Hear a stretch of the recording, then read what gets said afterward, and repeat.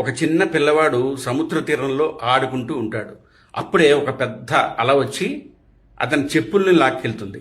ఆవేశంతో ఆ పిల్లవాడు ఇసుకలో ఇలా రాస్తాడు, సముద్రం ఒక దొంగ అని. కొద్దిసేపటికి ఒక మత్స్యకారుడు వచ్చి బోల్డన్ని చేపలు పట్టుకుని ఆనందంతో ఇలా రాస్తాడు, సముద్రుడు గొప్ప దాత అని. అదే సమయంలో ఒక ముసలావిడ తన కొడుకుని సముద్రంలో కోల్పోయి కన్నీళ్లతో ఇలా రాస్తుంది, సముద్రం ఒక హంతకుడు అని. మరో వ్యక్తి అదే తీరంలో నడుస్తూ ఉంటే ఒక ముత్యం దొరుకుతుంది.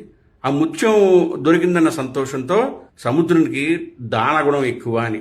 ఇలా ఒక్కో మనిషి తన అనుభవం ప్రకారం సముద్రాన్ని తీర్పు చెప్పుకుంటూ ఉంటారు. కానీ కొద్దిసేపటికి ఒక పెద్ద అల వచ్చి అక్కడ రాసిన ఆ మాటలన్నీ తుడిచేసి వెళ్ళిపోతుంది. దీని అర్థం ఏమిటి?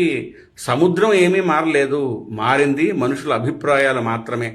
ఎవరు నిన్ను పొగిడినా, ఎవరు నిన్ను తిట్టినా నీ విలువ మారదు. అందుకే సముద్రంలా ఉండటం నేర్చుకో. లోకులు కాకులు, లోకులు ఏమనుకుంటున్నారో పట్టించుకోకు. ఎందుకంటే లోకులు పరిస్థితుల్ని బట్టి మారే కాకులు లాంటి వారు. ఈరోజు పొగుడుతారు, రేపు విమర్శిస్తారు. లోకం మాట్లాడడం ఆపదు, నువ్వు పట్టించుకోవటం ఆపు.